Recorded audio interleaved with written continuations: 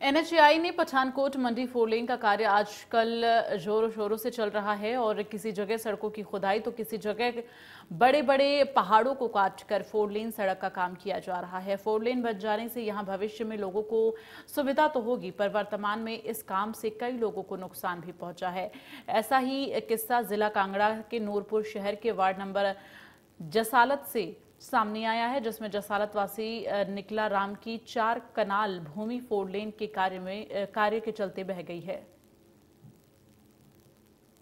मेरी उपमहाल न्यायपुर में एनएचएआई वालों ने लगभग 7 कनाल जमीन रुकार की थी और इसकी नोटिफिकेशन जो है 17 मार्च 18 को भारत सरकार द्वारा अखबार में भी आया था। इसमें इन्होंने कंडीशन लगाई कि आपको किसी को आपत्ति है इसमें तो आप एसडीएम साहब से जाके अपनी आपत्ति दर्ज करवा सकते हैं। लेकिन सड़क निकलने से लोगों का काम होना था, सबको बेनिफिट था, हमें कोई आपत्ति नहीं थी सड़क निकलने की।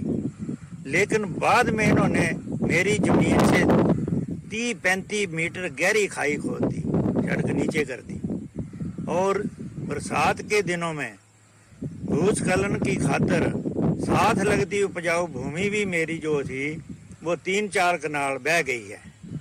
तो हमारी ज़मीन के साथ जो लगती ज़मीनें थी उनको फुल पेमेंट दूसरे वार्ड में कर दी।